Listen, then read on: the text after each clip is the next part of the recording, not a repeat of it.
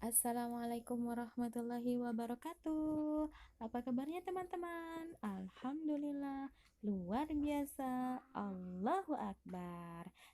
Jumpa lagi dengan Bunda Yanti. Hari ini kita akan belajar tentang sirah. Kalau kemarin kita belajar tentang sirah ulul azmi, sekarang kita akan belajar tentang sirah 10 sahabat Nabi yang dijamin masuk surga. Siapa yang mau masuk surga? Masya Allah, luar biasa. Pastinya teman-teman semua yang ada di rumah pastinya ingin masuk ke dalam surga. Kalau kita mau masuk surga, berarti kita harus menteladani para nabi, para sahabat, ulul azmi maupun sahabat yang dijamin masuk surga. Baiklah, untuk hari ini kita akan belajar sirah sahabat yang dijamin masuk surga. Ada 10 teman-teman, tapi kita akan menonton videonya satu persatu. Untuk minggu ini kita akan belajar sirah sahabat Nabi, namanya Sa'ad bin Abi Waqqas. Siapa teman-teman tadi namanya? Iya, nama sahabat Nabi yang dijamin masuk surga salah satunya adalah Sa'ad bin Abi Waqqas. Videonya dengan sama-sama melafazkan lafaz basmalah. Bismillahirrahmanirrahim.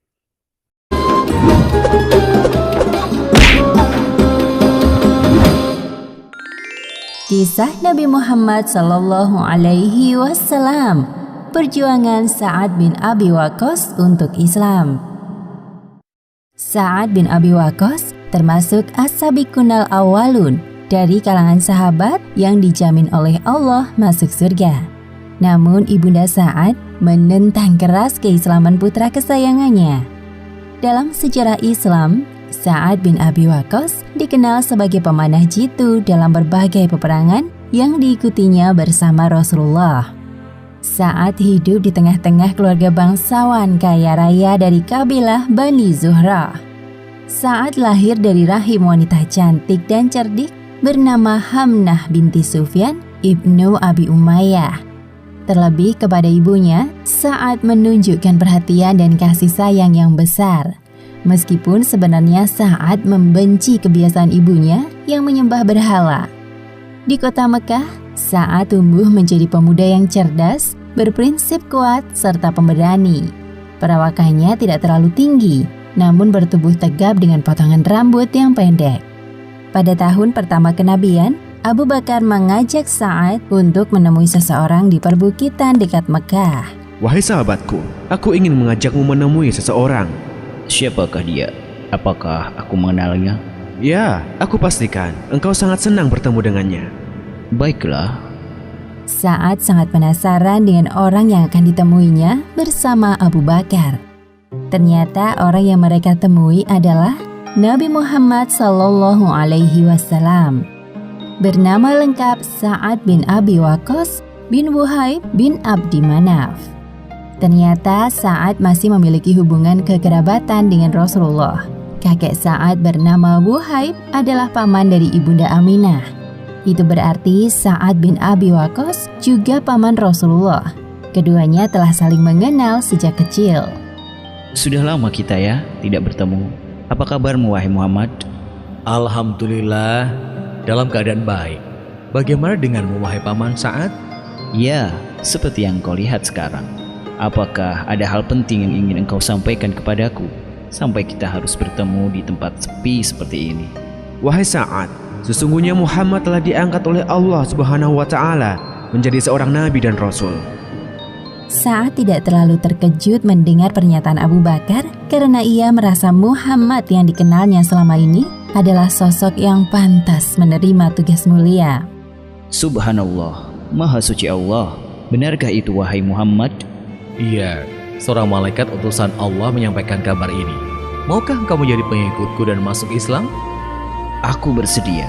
Tidak ada sedikit pun keraguan di hatiku menerima ajakan darimu. Abu Bakar dan Nabi Muhammad saling melempar senyum. Tak lama kemudian, Sa'ad mengikrarkan diri untuk masuk Islam. Sa'ad termasuk orang ketiga yang masuk Islam dari kalangan para sahabat. Siapa saja orang yang lebih dulu masuk Islam selain engkau? Khadijah, Ali bin Abi Thalib, dan Zaid bin Haritsah. Namun Rasulullah masih menyembunyikan tentang agama ini. Jadi sebaiknya engkau juga merahasiakannya dari kaum Quraisy. Ya, aku mengerti. Tiba-tiba Sa'ad teringat akan mimpinya 3 hari yang lalu.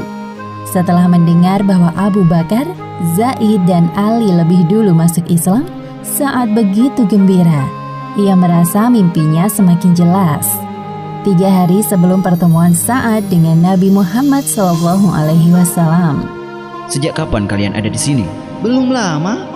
Berita tentang keislaman Sa'ad akhirnya terdengar sampai ke telinga ibundanya. Tentu saja beliau tidak menyetujui keputusan Sa'ad. Wahai anakku, apakah benar yang dikatakan orang dari kabilah kita bahwa engkau mengikuti ajaran Muhammad? Wahai ibu, kabar itu memang benar. Aku berharap ibu dapat menerima keputusanku. Hamnah geram mendengar pengakuan Sa'ad. Ia tak menyangka bahwa anak kesayangannya berani menyembah Tuhan lain. Teganya engkau kepada ibu, nak. Kalau begitu, ibu tidak mau makan dan minum sampai engkau meninggalkan ajaran Muhammad.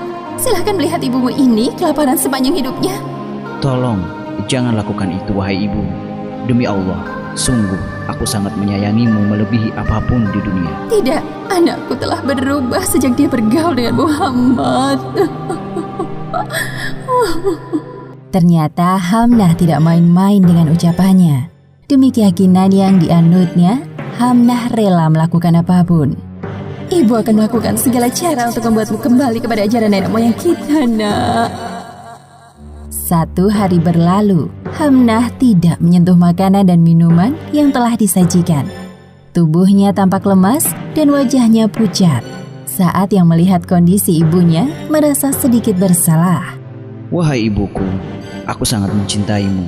Tapi kecintaanku kepada Allah dan Rasul-Nya di atas semua itu. Demi Allah, jika ibu tetap menyuruhku untuk keluar dari Islam dengan cara apapun, aku tetap tidak akan meninggalkannya.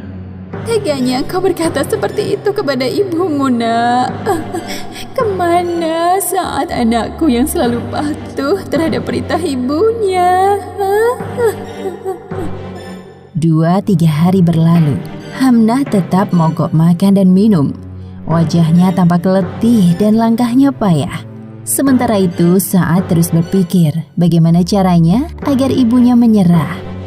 Wahai ibu, tahukah engkau, demi Allah, seandainya engkau memiliki 70 nyawa, kemudian keluar satu demi satu, aku tetap tidak akan meninggalkan agamaku karena sesuatu. Terserah ibu mau makan atau tidak.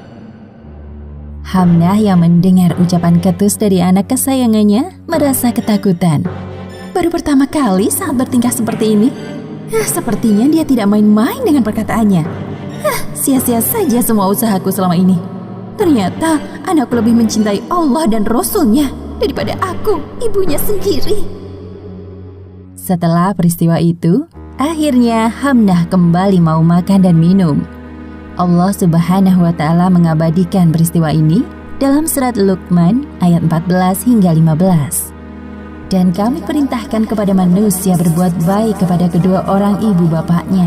Ibunya telah mengandungnya dalam keadaan lemah yang bertambah-tambah dan menyapihnya dalam 2 tahun. Bersyukurlah kepadaku dan kepada 2 orang ibu bapakmu.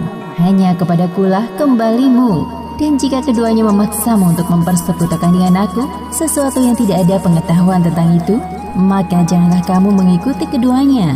Dan pergaulilah keduanya di dunia dengan baik. Dan ikutilah jalan orang yang kembali kepadaku. Kemudian hanya kepadakulah kembalimu. Maka kuberitakan kepadamu apa yang telah kamu kerjakan. Selama kurang lebih 3 tahun, Rasulullah mengajarkan Islam kepada para pengikutnya secara sembunyi-sembunyi di tempat yang aman. Bahkan ketika melaksanakan sholat, Rasulullah dan para sahabat pergi ke tempat terpencil agar tidak dilihat oleh umatnya yang belum beriman. Meskipun begitu, ada saja sekelompok kafir Quraisy yang mengetahuinya. Mereka mencaci maki dan menyerang bahkan ketika sedang sholat. Sa'ad kesal mendengar ejekan yang berkali-kali dilontarkan oleh sekelompok kafir Quraisy. Seusai sholat, Sa'ad langsung memukul salah satu dari mereka. Itulah korban pertama yang terluka dalam sejarah Islam. Setelah peristiwa tersebut, Nabi Muhammad menasihati para sahabatnya agar tenang dan sabar ketika menghadapi kaum kafir. Allah Subhanahu wa Ta'ala mengingatkan Rasulullah dalam Al-Quran surat Al-Muzammil ayat 10. Dan bersabarlah terhadap apa yang mereka ucapkan, dan jauhilah mereka dengan cara yang baik. Setelah melewati beberapa tahun untuk menahan diri dari serangan kaum kafir Quraisy, barulah umat Islam diperkenankan melakukan perlawanan secara fisik, yakni melalui peperangan. Sa'ad bin Abi Waqqas termasuk jajaran panglima perang yang berani dan berpengalaman. Sa'ad selalu mendampingi Rasulullah di berbagai peperangan. Ia memiliki dua senjata yang ampuh, yaitu panah dan doa. Jika Sa'ad memanah lawan dalam peperangan, dapat dipastikan tepat sasaran. Siapa yang menembakkan panah sampai ke sasaran dalam jihad di jalan Allah, maka ia memperoleh 1 derajat di surga. Sa'ad dikenal dengan sebutan mustajab ad-da'wah, atau orang yang doanya selalu dikabulkan karena tingkat keimanannya yang sangat tinggi. Sa'ad seorang yang zuhud, yaitu orang yang mengutamakan cinta akhirat dan tidak mementingkan urusan dunia. Keistimewaan Sa'ad yang lain adalah ia dapat melihat kedua lelaki berpakaian putih, yaitu malaikat Jibril dan Mikail, berada di samping kanan dan kiri Rasulullah saat berperang melawan musuh. Sa'ad juga satu-satunya orang yang dijamin oleh Rasulullah dengan jaminan kedua orang tua beliau. Panahlah, tebusanmu adalah ibu dan bapakku. Saat telah berhasil menaklukkannya, Allah telah mengabulkan dan mengarahkan bidikanmu. Pada masa pemerintahan Khalifah Umar bin Khattab, Sa'ad bin Abi Waqqas dilantik menjadi gubernur di wilayah Kufah, Irak. Sa'ad membangun masyarakat Kufah dan menerapkan hukum Islam di daerah tersebut. Sa'ad juga memimpin pasukan Islam untuk menghancurkan pasukan Sasaniyah dalam perang Qadisiyah. Di akhir masa jabatan, Sa'ad tetap bersemangat dalam berperang walaupun kondisinya sedang sakit. Allahu Akbar! Pasukan, serang! Detik-detik meninggalnya Sa'ad bin Abi Waqqas ditemani oleh putranya. Mengapa engkau menangis, wahai anakku? Sungguh, Allah tidak akan menyiksaku selamanya dan aku termasuk salah satu penduduk surga. Sa'ad bin Abi Waqqas meninggal pada usia 88 tahun di masa kekhalifahan era Muawiyah. Beliau dikuburkan di pemakaman Baqi, tempat peristirahatan para syuhada. Demikianlah akhir kisah perjuangan Sa'ad bin Abi Waqqas untuk Islam. Hikmah yang dapat kita ambil dari kisah ini diantaranya: pertama, jangan pernah menukar keimanan kita dengan apapun di dunia, sekalipun hal tersebut permintaan dari kedua orang tua. Dan kedua, jika kita menginginkan sesuatu, maka berdoalah kepada Allah. Sesungguhnya Allah Subhanahu wa Ta'ala akan mengabulkan, dengan catatan kita telah memenuhi segala perintah dan menjauhi larangannya. Wallahu a'lam bishawab.